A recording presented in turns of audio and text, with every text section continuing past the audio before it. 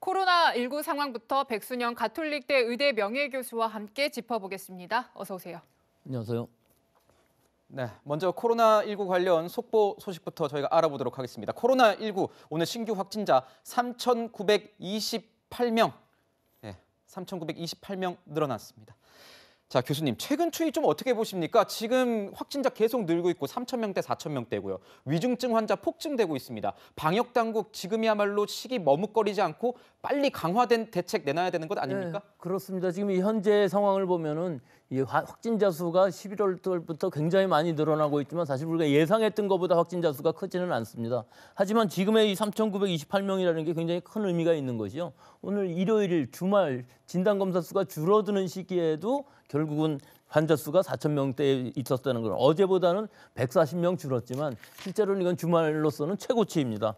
더구나 위중증 환자는 계속 역대 최고치를 갱신하고 있는데 이번 주 중에 계속 그랬습니다. 지금도 13명 늘어서 647명. 사망자인 경우에는 56명. 어제도 최고치였었는데 지금 역대 최고치로 56명이나 돼서 지금 11월 달에만 690명이 사망한 상황이기 때문에 이것도 월별로는 역대 최고치입니다. 즉 10월 이후에 계속 사망률, 위중증화율이 커지고 있다는 것은 굉장히 위험한 부분이라고 할 수가 있고 지금 현재의 상황은 최악의 상황으로 지금 가고 있는 중간이기 때문에 여기서 어떻게 멈출 수 있어야 되겠습니다. 방역 강화 대책 빨리 내놔야겠군요. 네, 자 이런 심각한 상황에서 새로운 변이 바이러스가 등장해 더 걱정을 키우고 있습니다. 오미크론이라는 바이러스인데요. 이와 관련한 목소리 저희가 준비했습니다. 듣고 분석 이어가겠습니다.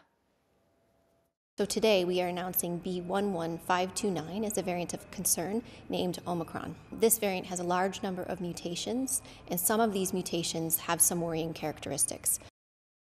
The European Commission has today proposed to member states to activate the emergency brake on travel from countries in southern Africa. I've decided that we're going to be cautious, make sure there's no travel to and from South Africa and 6 other countries. 네, 지금 세계 곳곳이 빗장을 걸어 잠그고 굉장히 분주하게 심각하게 돌아가고 있는 상황인 것 같아요. 세계보건기구는 이제 오미크론을 우려 변이로 정했지 않습니까? 이게 어떤 건지 또 기존의 델타 변이와의 차이점은 어떤 건지 설명 좀 부탁드립니다. 아직까지는 확실하지 않습니다. 하지만 WHO에서 지정하는 중에서 우려 변이라는 것은 최고 단계입니다.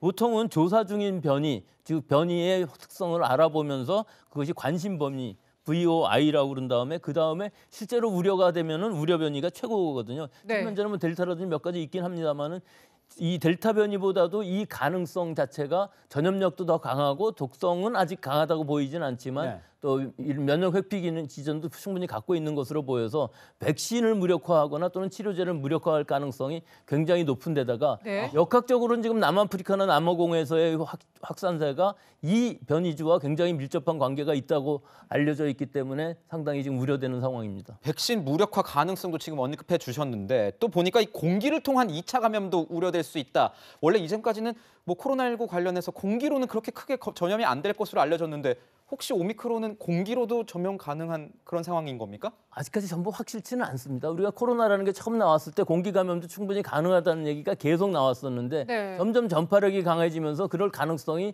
완전히 배제되지는 않습니다만 이것이 홍콩에서의 2차 감염이 일어난 환자인 경우에 있어서 격리 중에 있는 환자 사이에 있어서 전혀 접촉이 없었는데 한 5일간에 감염이 되었기 때문에 그것이 공기 감염이냐고 의심을 하고 있는 상황이지만 아직까지 그런 근거가 있는 것은 아닙니다. 좀 더 주의 깊게 지켜봐야겠군요. 좀 더 어떤 전파 경로에 의해서 감염되었는지를 좀 밝혀야 될 시기라고 봅니다. 사실 이 변이 바이러스는요. 이번 달 9일쯤에 처음으로 다른 나라에서 발견이 됐습니다. 그런데요. 방금 이제 교수님이 전파력 부분을 좀 지적을 해주신 만큼 이미 세계 곳곳 다른 나라에도 퍼진 상황 아닙니까? 전염력이 그만큼 강하다고 보면 되겠습니까? 아직까지는 알 수가 없죠. 전 세계 유럽의 벨기에라든지 이스라엘이라든지 홍콩 같은 데에서 발견되고 있고 여러 나라들에서 지금 100여 건 발견되고 있기는 합니다만 이것이 과연 얼마나 더 퍼져 있는지에 대해서는 사실은 국내에서의 감염들은 아니고 해외 유입된 경우들만 다 얘기하는 것이기 때문에 이 전파력에 대해서 확실한 부분은 아직은 알 수 없습니다. 실험실에서 연구를 해보면 2주 정도면 확실하게 밝혀낼 수 있는데 지금 확실히 알 수 있는 것은 지난 몇 주 동안에 남아프리카 공화국이라든지 혹은 남아프리카에서 많은 확진자들이 발견되면서 이들이 이 오미크론이라는 변이주에 감염됐다는 것을 알려졌기 때문에 전파력은 분명히 강할 것이다 하는 것은 확실합니다만은 독성에 대해서는 아직 알려져 있지 않고요. 또 이 빌루런스라고 그래서 그 독성이라고 하는 것인데 또 전파력 이외에도 얼마나 잠복기를 가지고 가느냐, 빨리 전파가 된다면 좀 더 위험할 수가 있는데 여러 가지 면에 대해서 충분히 연구가 된 이후 앞으로 한 2, 3주는 걸릴 것으로 봅니다. 교수님, 그런데 지금 보면 8개국, 그러니까 남아공 등 8개국 입국은 막은 상태예요. 제한해 놓은 상태인데 이미 홍콩 등에서도 뭐 감염이 돼 있는 상태 아닙니까? 우리나라에 이미 들어와 있는데 우리가 모를 수 있는 가능성이 있을 것 같기도 하고 또 거기다가 이 8개국뿐만 아니라 이미 유럽이나 홍콩으로 다 퍼져나갔는데 다른 나라에 대한 추가적인 이런 입국 제한, 입국 뭐 이런 얘기 나와야 되는 것 아닙니까? 먼저 선제적으로요. 이게 지금 선제적으로 하고 있는 게 다른 나라의 결과들이죠. 이 봉쇄를 한다는 의미는 사실은 남아프리카 정도의 8개국 한다고 해서 가능한 상황은 아닙니다. 어디에서부터 들어올지는 알 수가 없기 때문에요. 하지만 일단 선제적으로 하기는 하는데 여기서 잘 생각해 보시면은 외국인인 경우엔 막을 수는 있습니다. 하지만 내국인이 들어오는 경우에 있어서는 입국을 막을 수가 없기 때문에 10일간 격리하는 동안에 확진이 된 사람들의 시퀀싱을 전부 해보는 수밖에 없는 상황이기 때문에 이미 특히 국내에 들어와 있다 그러면은 그 퍼지는 속도는 우리가 알 수가 없고 실제로 모니터링하는데도 상당히 시간이 걸릴 것으로 보입니다. 그렇군요. 네, 이 변이 바이러스에 대해서 지금 저희가 가장 궁금한 건 이걸 것 같습니다. 우리가 맞은 백신으로 이 바이러스에 대응할 수 있는지인데 과연 가능한 부분인 건지 사실 해외의 다른 백신 개발사들은 이 새로운 변이 바이러스에 대해서 또 움직임이 굉장히 분주하더라고요. 실제로 뭐 새로운 개량 백신을 만든다든가 혹은 델타와 이 오미크론을 같이 해서 다카 백신을 만든다든가 하는 것이 그다지 시간이 많이 걸리지는 않지만 일단 개발한 후에 이것도 승인 과정도 거쳐야 되기 때문에 상당히 문제가 될 수밖에 없죠. 지금 우리가 맞고 있는 백신들은 초기에 우한 바이러스를 기본으로 해서 만든 것이기 때문에 뭐 알파든 델타든 전부 면역 회피 기능들을 가지고 있었기 때문에 특히 남아공 바이러스 같은 경우는 더 회피 기능이 높았었거든요. 그래서 지금 상황에서 보면은 이것이 얼마나 과연 회피할 것인지 아직은 알 수가 없습니다만은 어느 정도 더 회피를 할 것으로 보이고 백신의 이 감염 효과는 더 떨어뜨릴 것으로 보이지만 완전히 떨어뜨리지는 않을 것으로 보여서 아마 추가 접종할 경우에 있어서는 좀 더 양을 많이 한다든지 또는 다카 백신들을 개발해서 대비해야 될 것으로 보입니다. 교수님, 지금 보면 60대 이상 확진자 중에 85%가 돌파 감염이 나타나고 있는 상태예요. 그런데 이런 상황에서 방역 당국이 제대로 일을 하고 있는지 이런 거에 대한 의문, 지적들 많이 나오고 있습니다. 특히 어제 같은 경우에 화물연대에서 뭐 이렇게 그 파업 농성 뭐 이런 기습 점거 시위 같은 걸 했다고 저희가 들었거든요. 언론 보도가 나오고 있는데 이런 상황에서 현재 시급히 좀 정부가 추진해야 될 대책이 무엇인지. 그러니까 지금 거기다가 소아청소년들은 백신도 지금 많이 안 맞고 있는 상황 아니겠습니까? 이런 상황에서 정부가 좀 적극적으로 나서야 될 것 같은데 어떤 대책이 좀 필요할까요? 너무나 한꺼번에 여러 가지 문제를 질문을 하셔서 다 대답하기는 어렵습니다만 실제로 뭐 돌파 감염이 일어나는 건 어쩔 수 없습니다. 60대 이상 85%라는 의미도 60대 이상의 90% 이상이 접종을 받았기 때문에 대부분의 사람들이 돌파 감염이 되는 것이죠.